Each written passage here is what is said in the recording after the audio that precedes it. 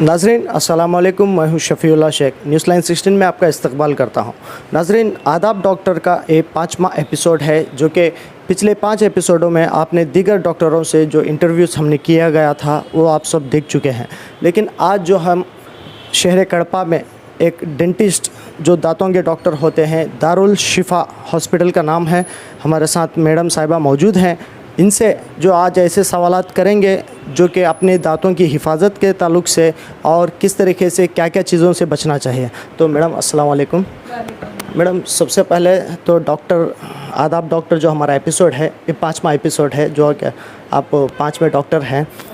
तो मैडम, हमने काफ़ी नाम सुना आपका, जो कि आप आरटीसी बस स्टैंड के ऑपोजिट में ही दारुल शिफा आपके डेंटिस्ट हॉस्पिटल है। तो पहले आप इसके बारे में कुछ बताइए मैडम। अस्सलामु अलैकुम वरहमतुल्लाहि बरकातुहू। मुझे न्यूज़ 16 उर्दू इन्होंने मुझे एक अपॉर्चुनिटी दी है। सबसे पहले मैं इनका शुक्रिया अदा करना चाहती हूँ। और नेक्स्ट मैं एक डेंटिस्ट के अलावा एक कॉस्मेटोलॉजिस्ट भी हूँ। मेरा एक एडिशनल कोर्स भी है कॉस्मेटोलॉजी में, like skin related queries and everything. तो हम डेंटल केयर पे चलते हैं पहले। तो डेंटल केयर में हमको डिसीज़ेस है और फिर उसके डिसीज़ेस के ट्रीटमेंट्स है, और इन सारे ट्रीटमेंट्स के अलावा prevention, because prevention is better than cure. इसलिए प्रिवेंशन के हिसाब से हम अगर जाएंगे तो पहला आता है सेफ्टी, लाइक स्पेशली कोविड में। तो we have to be careful, we have to wear mask. Dental करके ही नहीं बोल रही मैं, लाइक एवरीथिंग। तो दूसरा ये है कि have to use sanitizers, because sanitizers is cheaply available in market and which is very effective also. Alcohol based sanitizers are the best sanitizers. Next अब चलते हैं डेंटल की तरफ। Like teeth cleaning is very important and necessary. As a dentist I can say you have to protect your teeth by cleaning your teeth. Cleaning is a very essential step, because without cleaning nothing is possible. Diseases का main कारण है cleaning with like less poor oral hygiene, I mean to say. तो poor oral hygiene control करने के लिए आपको करना है brushing, flossing, mouth wash. तो brushing में आपको मतलब brushing techniques है।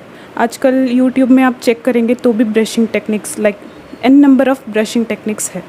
तो सही ब्रशिंग टेक्निक ये है कि हॉरिजॉन्टल ब्रशिंग भी बोल सकते हैं इसको, और मॉडिफाइड बास टेक्निक भी बोल सकते हैं। तो I show some demo, like इसका ब्रशिंग कैसे करना चाहिए, लाइक एंड ब्रशिंग ट्वाइस करना चाहिए। No one will brush twice, I know that, but still तो ये एक डेमो है। लाइक हमारे क्वाड्रेंट मतलब अपर टीथ, ये राइट हाफ और ये लेफ़्ट हाफ। तो हम तो हम राइट हाफ में जाएंगे। पहले फ्रंट टीथ के लेंगे हम। तो फ्रंट टीथ में हॉरिजॉन्टल ब्रशिंग ऐसे करते हैं, लाइक द गम लाइन, और फिर हमारा टीथ दोनों का जो जंक्शन रहता है उसके ऊपर आप ब्रश ऐसे मतलब रख के इस तरीके से ब्रश करना चाहिए आपको। और लेफ़्ट हाफ में भी सेम ऐसे ब्रशिंग करने से जो गंदगी फंसी रहती है गम लाइन में वो भी निकल जाती है, और साथ साथ जो इंटरडेंटल स्पेस में जो गंदगी फंसी रहती है वो भी जाती है। लाइक ये दोनों दांत के बीच में जो जंक्शन है इसका भी गंदापन निकल जाता है इस तरह की ब्रशिंग करने से। And same goes to back side. अब हम नॉर्मली फ्रंट टीथ दिखते बोल के बैक साइड इग्नोर करते हैं, और फिर इसके लिए मतलब back side is also very important to us. Like इस तरीके से करना चाहिए। बैक साइड भी same but opposite directions change होते हैं हमको। Same goes to lower right half and lower left half, इस तरीके से।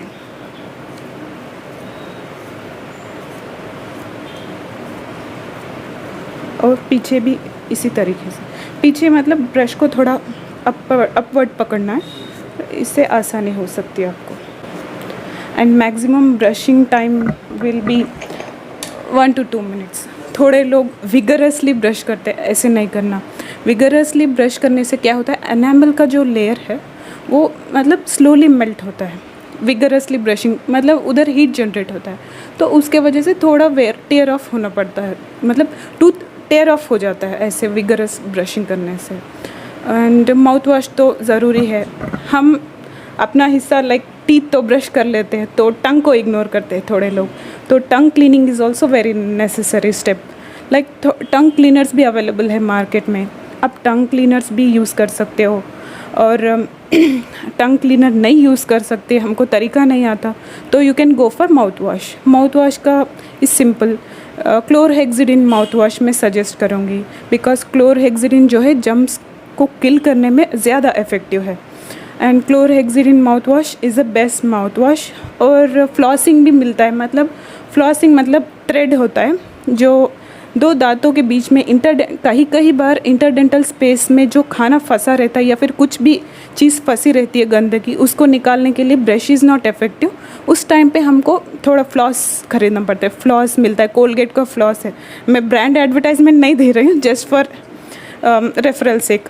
तो ऐसा वो आप इंटरडेंटल फ्लॉस ले सकते हो, और फिर इंटरडेंटल रीजन में इस तरीके से दो उंगलियों में फंसा के दो दांतों के बीच में जंक्शन में इस तरह रख के इस तरह निकालना चाहिए। मैडम, जैसे कि आप अभी थ्रेडिंग टाइप का बताए हैं, ये आसान, आप तो आसानी से दिखा दिए हैं, लेकिन जो आवाम आसानी से कर सकते हैं मैडम? It's very easy. जैसे धागा रहता है वैसे, मतलब धागे को दो हाथों से रोल करना पड़ता है। फिर एक second, I will show you.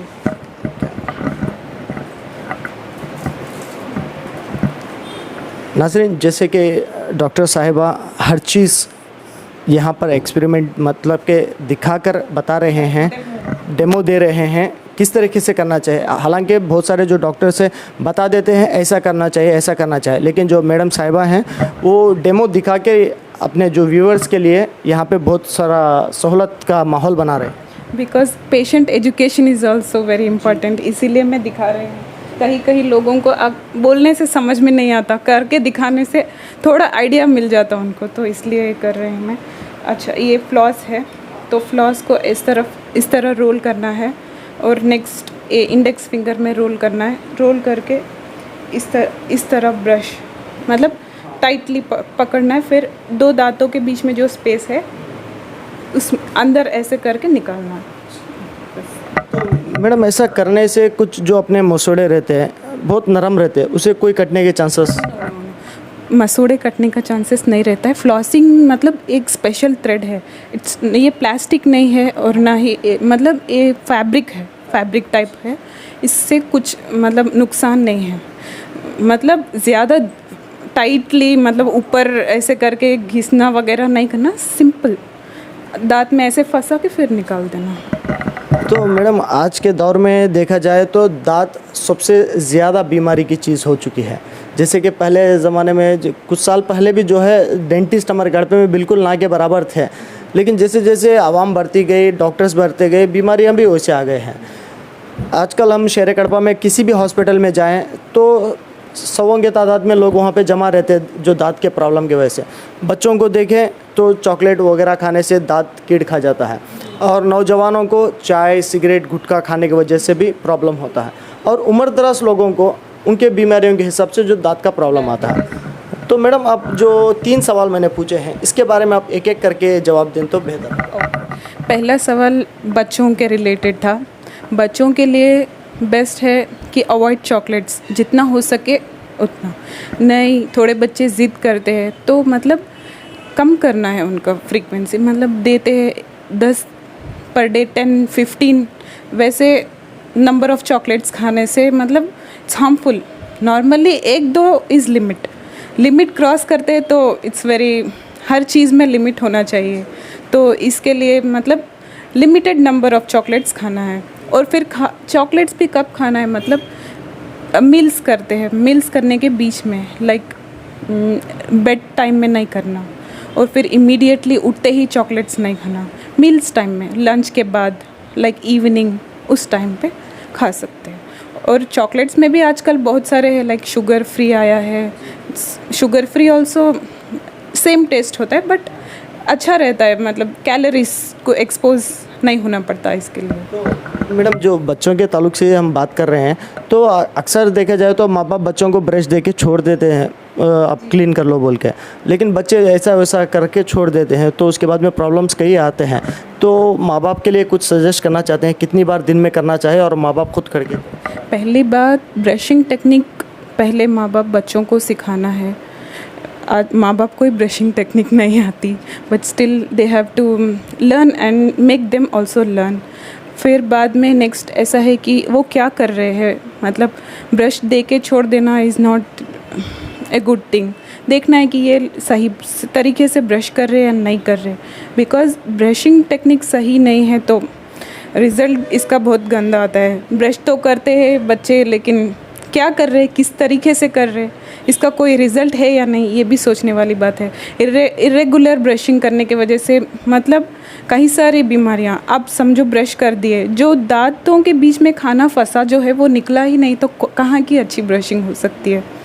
तो इससे हम मेजर कैविटीज़ ऐसे ही होते हैं, मतलब खाना फंसने के वजह से ही कैविटीज़ होते हैं। जो खाना फंसता है वो विदाउट क्लीनिंग आप ऐसे ही छोड़ देते हैं उसको, तो स्लोली क्या होता है, एसिड प्रोड्यूस करने वाली बैक्टीरिया दांत में जमा होती है।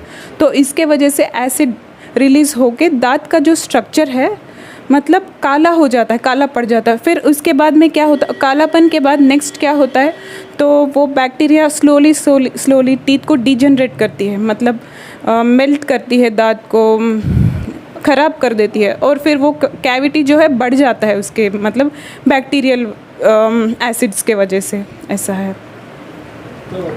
मैडम बच्चों का तो हो गया, लेकिन जो नौजवान है जैसे सिगरेट, तम्बाकू, ये तो अपनी सेहत को ख़राब करते ही है, साथ ही साथ दांतों को कैसा इसका असर पड़ेगा? देखिए, सिगरेट, गुटखा, ये सब टोबैको यूजेस के वजह से पहले तो आता है ओरल कैंसर, माउथ कैंसर जिसको हम बोलते हैं। ये कैंसर तरह तरह के हैं, लाइक स्मोकिंग इज़ पैसिव, और गुटखा च्यू करते हैं, मतलब तंबाकू च्यू करते हैं, गुटखा कुछ भी रहे च्यू करने के वजह से क्या होता है, वो मतलब साइड का जो चीक एरिया वो बहुत नरम रहता है। सपोज़ टोमेटो को आप देखो कितना नरम रहता है, टोमेटो के इक्वल टू थोड़ा इस तरीके से हमारा ओरल म्यूकोजा अंदर का इस तरह रहता है, सॉफ्ट रहता है, आई मीन टू से। तो उसमें टोबैको में एक तरह का केमिकल होता है जिसको कहते हैं हम निकोटिन के वजह से रिलीज़ होता है, निकोटिनाइड्स करके एक एसिड रिलीज़ होता है। वो क्या करता है, टोटल डिजनरेट करता है, टिश्यू को पूरा फाड़ देता है। लाइक एसिड हम टाइल्स पे डालते हैं तो कैसे मतलब कलर ही चेंज हो जाता है, उस तरीके से हमारा जो ओरल म्यूकोजा है वो फट जाता है, इन शॉर्ट जल जाता है, जल के वाइट कलर के पैचेस आ जाते हैं। तो उसको हम क्या कहते हैं, ओरल कैंसर बोलते हैं। एंड ये ट्रीट कर सकते हैं, लेकिन इट्स वेरी डिफ़िकल्ट। इसके वजह से जलन होती है मुंह में, और फिर कुछ भी खाने के वजह से बर्निंग सेंसेशन होती है। ये एक तरह का ओरल कैंसर इसको हम कहते हैं। नेक्स्ट आता है पैसिव स्मोकिंग, मतलब स्मोकिंग करने से जो हमारे गम्स है, गम्स का इंटीग्रिटी लूज़ हो जाता है, मतलब गम्स का जो स्ट्रेंथ है, स्टैमिना है, वो लूज़ हो जाता है। तो इसके वजह से बहुत सारे आपको गम डिसीज़ भी आते हैं, गम डिसीज़, टंग कैंसर, ऐसे सब। और फिर दांत तो आप पूछो मत, पूरे ख़राब हो जाते हैं, डिस्कलर हो जाते हैं, ब्लैकिश हो जाते हैं, कई लोगों को ब्राउनिश हो जाते हैं, कई लोगों को ग्रेइश हो जाते हैं। और फिर गम रिलेटेड डिसीज़ेस, और फिर आपको पाची बोलते हैं हम लोग, लाइक तेलुगु में बोलते हैं गारा पड़े पोतादी, उस तरीके से ऐसा साल्ट, आई मीन टू से ब्लैक या फिर ब्राउन या फिर कोई भी एक डिस्कलरिश टाइप का साल्ट अक्यूमुलेशन हो जाता है दांतों के बीच में। तो इस अगर साल्ट अक्यूमुलेशन हो गया तो समझो कि दांत, अब फिर इसके आगे का प्रोसीजर है, दांत लूज़ हो जाते हैं वो अक्यूमुलेट होके, इस तरीके से इट्स वेरी हार्मफुल। जैसे कि अभी नौजवानों का हो गया, अब उम्र दराज लोगों पर आए तो उनके दांत जैसे कीड़ खा जाना, अगर उनका दांत में कुछ इफेक्ट प्रॉब्लम होने की वजह से उनको रूट कैनाल करना पड़ता है। ये रूट कैनाल करना ज़रूरी है, कौन से जगह पर करना ज़रूरी होगा? देखिए, रूट कैनाल प्रोसीजर एक ऐसा प्रोसीजर है, लाइक जो एक कैविटीज़ होते हैं जब कैविटीज़ का एक्सटेंड, मैं दिखाती हूँ इसमें, कैविटीज़ का ग्रेड 1 होता है, तो ग्रेड 1 यहाँ तक रहता है। तो इस तरीका का ग्रेड 1 कैविटी अगर है तो मतलब हम क्या करते हैं, इसके साइड्स को साफ़ करते हैं, साफ़ करके cement filling, like various types of cements है उसमें भी, तो सीमेंट फिलिंग कर लेने के बाद कुछ नहीं होता। This is grade 1। अगर ग्रेड 3, ग्रेड 2 ऐसा है तो यहाँ पे पल्प, मतलब नर्व्स पास होते हैं, ये पल्प बोलते हैं हम, इस वाले हिस्से को पूरा पल्प बोलते हैं। यहाँ पे नर्व्स पास होते हैं, तो इस नर्व्स में इन्फेक्शन अगर फंस गया तो ये जो गंदापन है, इसमें आपको फूड डेब्रिस रहते, पस रहता है, सब कुछ इस तरीके का गंदापन अक्यूमुलेट होके रूट के ज़रिए से इस तरफ बोन में डिपॉजिट हो जाता है। तो अंदर के साइड से हम ऐसे फाइलिंग करते हैं, अंदर से फाइलिंग मतलब गंदापन निकालते हैं, इस तरीके से निकाल के फिर अंदर फिलिंग करके ऊपर आर्टिफिशियल कैप, जैसे दांत, उस तरीके का कैप बिठाते हैं। तो हमको रूट कैनाल करना ज़रूरी है, बिकॉज़ पेन, एक तो पेन, दूसरा है पस। अगर हम रूट कैनाल नहीं कर दिए, छोड़ दिए, तो साइड का दांत भी अफेक्ट होने के चांसेस है। ऐसा है मैडम, कुछ लोगों को ऐसे, नौजवान लड़कों को भी ऐसा, नौजवान लोगों को भी प्रॉब्लम आता है, जैसे इस तरफ के जो दांत होते हैं ना, अगर कुछ मीठा खा लें, उस तरफ मीठा कुछ फंस गया तो इतना ऐसा दर्द होता है कि बर्दाश्त के बाहर हो जाता है। ये दर्द क्या चीज़ है मैडम? ये दर्द एक्चुअल में जो है फंसने के वजह से नहीं होता है। जैसे मैंने बताया, पस अगर नर्व्स के पास रहता है या फिर नर्व से एक्सटेंड बियॉन्ड, मतलब बोन में कहीं फंसा रहता है, या आपके रूट, मतलब दांत के रूट्स जो मैंने बताया था, दांत के रूट्स के एपेक्स यानी मतलब नीचे वाला हिस्सा, उस तरफ पस जमने के वजह से होता है। मीठा खाना फर्स्ट ग्रेड में था, खा के अब तो यहाँ पे बैक्टीरिया जमा हो गई, सब कुछ जमा हो गया, और फिर कैविटी भी एक्सटेंड हो गई और डीप भी हो गया है। वो फर्स्ट फैक्टर था। अब यहाँ पे फैक्टर ऐसा है कि मतलब वो है ऑलरेडी। अगर आप खाते हैं, पीते हैं, लाइट फूड्स लो, आप जूस ले लो, पीते वक्त एकदम लाइटली रहता, तो वो आराम से अंदर पेनिट्रेट होता, तो इसके वजह से वो पेन ज़्यादा हो जाता। तो मैडम, ये जो कुछ लोगों को जो है अंदर से मुंह से बदबू निकलना या फिर दांतों से जो खून निकलना, ये किस चीज़ वजह से हो सकता है?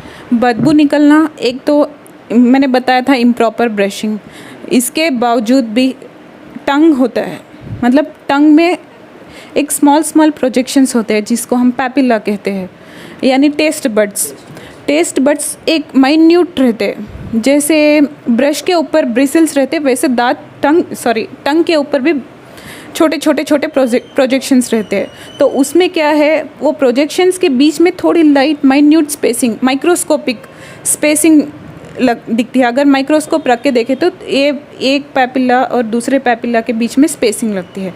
जब खाना उस स्पेस में फंस जाता है तो ये मेजर प्रॉब्लम होता है, मतलब ऐसे खाना फंस के इसके ज़रिए से स्मेल आ सकती है, वो सेकेंड थिंग है। और थर्ड थिंग है स्मोकिंग, गुटखा वगैरह, पान चिविंग, ऐसे सब करते तो इसके वजह से भी बदबू आ सकती है। ऐसे है। और मैडम, वो जो दांतों से खून निकलना, बेवजह खून निकलना, उसका क्या मसला? बेवजह खून निकलना, लाइक ये भी बहुत सारे वजह है इसके। सपोज़ विटामिन सी डेफिशिएंसी, थोड़े लोगों में विटामिन सी डेफिशिएंसी होती है, तो ऐसे लोगों में उनका जो गम है, गम का हेल्थ के लिए vitamin C is very important, which is available in lemons, oranges, ऐसे सिट्रस फ्रूट्स में। तो उसकी कमी बॉडी में रहने की वजह, थोड़े एरियाज़ में नहीं मिलते, मोस्टली इंडिया में मिलते, थोड़े एरियाज़ में नहीं मिलते, तो इसके वजह से विटामिन सी डेफिशिएंसी, इसको स्कर्वी डिसीज़ बोलते हैं, तो इसके वजह से मेन आपके गम्स में ब्लीडिंग होना हो सकता है। नेक्स्ट, इम्प्रॉपर ब्रशिंग, हर जगह इम्प्रॉपर ब्रशिंग आता है। ब्रशिंग अगर सही नहीं करते, मतलब हार्ड ब्रिसल ब्रश होते हैं, तो वो जाके गम्स में बैठते हैं, तो इसके फोर्स के वजह से ब्लीडिंग हो सकती है। नेक्स्ट, गम डिसीज़ेस के वजह से गम्स लूज़ रहते हैं, तो अगर हम उसके ऊपर पकड़ के बाइट करेंगे तो खून निकलता है, ब्रशिंग करते वक्त भी खून निकलता है। इस तरीके के मतलब अलग अलग फैक्टर्स है इसका, सब एक ही स्पेसिफिक फैक्टर है करके मैं नहीं बोल सकती। ऐसा है।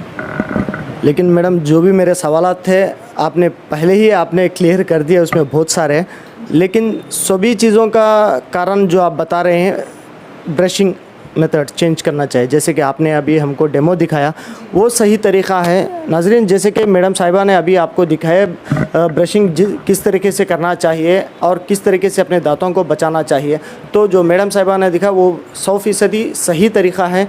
और ऐसे कई सवालात थे मैडम, लेकिन आपने शुरुआत में ही पूरे उसको कंप्लीट कर दिए और सवाल का मौका ही नहीं दिया।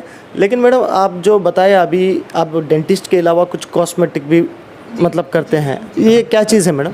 ये फेशियल एस्थेटिक्स है और फिर स्कार्स रहते हैं, जैसे स्कार्स मतलब चेहरे पे दाग, निशान, धब्बे या फिर चेहरे पे वार्ट्स होना या फिर बॉडी में कहीं पे मतलब परमानेंट जो होते हैं स्कार्स, थोड़े मुहाजे जिसको हम बोलते हैं, या फिर फुंसियाँ वगैरह, ऐसा कुछ भी है परमानेंटली तो उसका इलाज है मेरे पास। और दूसरा हेयर रिलेटेड मतलब हेयर फॉल के रिलेटेड ट्रीटमेंट्स और हेयर फॉल के रिलेटेड लेज़र्स भी है मेरे पास, लेज़र्स एंड पील्स है। और हेल्दी स्किन के लिए मतलब जो प्रोफेशनल मतलब हमारे डर्मेटोलॉजिस्ट जो करते हैं उस तरीके से फेशियल ट्रीटमेंट्स है, लेज़र्स हैं, बस मतलब उसके केयर, रूटीन केयर्स, बेसिक्स सब कुछ मेरे पास अवेलेबल है। तो मैडम जैसे कि दांतों के हिसाब से देखा जाए तो उसके अंदर कुछ लोगों के दांत टेढ़े मेढ़े होते हैं, उसको कुछ कड्डियाँ भी डालते हैं, ये आपके पास अवेलेबल है मैडम? जी, मेरे पास हर डेंटल रिलेटेड ट्रीटमेंट्स अवेलेबल है। जो बोल रहे थे आप कड्डियाँ करके, ब्रेसेस बोलते हैं, ब्रेसेस अवेलेबल है। रूट कैनल ट्रीटमेंट्स अवेलेबल है विद अफोर्डेबल कॉस्ट, बाहर से लाइक डिस्काउंट में। I am not giving any advertisement, बस कह रही हूँ। और फिर कैप्स है जो बूढ़े लोगों के लिए, इम्प्लांट्स होते हैं मतलब दांत नहीं होते तो इसका इम्प्लांट ट्रीटमेंट्स है मतलब जी वो है। और सर्जरीज़ है लाइक गम सर्जरीज़, ऐसे गम सर्जरीज़ में भी एडवांस सर्जरीज़ है, मतलब लेज़र रिलेटेड सर्जरीज़ है, डिजिटल एक्सरेस है। कहीं डेंटिस्ट के पास मतलब एक्सरे अवेलेबल नहीं होता है, बट मेरे पास एक्सरे भी है। तो मैडम एक छोटा सा सवाल करना चाहिए कि नहीं करना चाहिए पता नहीं, फिर भी मैं कर लेता हूँ। दूसरे डेंटिस्ट और आप में फ़र्क क्या है? मतलब कि वो भी डेंटिस्ट है, वो भी जो अपना काम करते हैं, आप भी अपना काम करते हैं, तो उनके काम में और आपके काम में फ़र्क क्या है मैडम? फ़र्क तो मैं नहीं बता सकती बिकॉज़ पेशेंट तो मुझे कहते हैं वेल एक्सप्लेन डॉक्टर है, कोऑपरेटिव डॉक्टर है। मैं अपनी तारीफ़ तो नहीं कर रही हूँ, जस्ट मैं बोल रही हूँ। लेकिन मेरा सवाल तो यही है कि उसका जवाब आपको देना पड़ेगा। कोऑपरेटिव है बोलते हैं, फिर अफोर्डेबल है बोलते हैं कई लोग। आज तक जो मेरे डेंटल पेशेंट्स है कभी डिसअपॉइंट नहीं हुए मुझसे, अल्हम्दुलिल्लाह। मैं इसके लिए बहुत प्राउड फील करती हूँ। लेकिन मैडम प्राइस में देखा जाए तो कई जगहों पर जो है मैंने देखा और सुना भी 3,500, 4,000, 5,000 तक भी जो है रूट कैनाल के लिए ले रहे हैं। क्या ये प्राइस वाकई में सही है? आपके पास भी यही प्राइस में कोई चीज़ है? मेरे पास इतना ज़्यादा नहीं है रूट कैनाल के लिए। पेंडेमिक है तो शायद लेते होंगे 4-5 हज़ार, मुझे नहीं पता, बट मेरे पास इतना ज़्यादा प्राइस नहीं है, इससे हाफ़ रहेगा। एग्जैक्ट नंबर तो मैं नहीं बता सकती, जो आप न्यूमेरिक वैल्यू बताए उसके हिसाब से तो मेरे आधा है। तो यहाँ पे एक छोटा सा पर्सनल सवाल पूछना चाहता हूँ मैडम। ये न्यूज़ लाइन 16 के साथ साथ हमारा एक खिदमत फाउंडेशन बोल के है, इसके अंदर जो है बहुत सारे गरीब लोगों की मदद करते हैं। अगर जैसे हम हर डॉक्टर से इंटरव्यू लेने वक्त तो ये सवाल कंपलसरी करते हैं, अगर कोई एक गरीब और ज़रूरतमंद शख्स हमारे पास आता है जो उसकी बीमारी के ताल्लुक़ से हम आपको रेफ़र करेंगे, तो क्या आप वो गरीब आदमी को कुछ कंसेशन देंगे? कुछ कंसेशन नहीं, ज़्यादा ही कंसेशन देंगे। और जो ओपी फ़ीस है वो भी नहीं लेंगे। और इंशाल्लाह ट्रीटमेंट एस्पेक्ट में भी बहुत सारा हेल्प मिलेगा मेरी तरफ से। और हमारे हुजूर का फरमान है कि अगर गरीब लोगों की मदद किया जाए तो अल्लाह खुद हमारी मदद करेंगे। तो अल्लाह मदद करे करके एक्सपेक्ट करके मैं नहीं कर रही हूँ, जस्ट मैं हेल्प करूँगी इंशाल्लाह। बहुत बहुत शुक्रिया मैडम, जो आपका कीमती वक्त हमारे लिए निकाला, जो इंटरव्यू को आपने जो हमें कॉल करके बुलाए हम पूछने पर।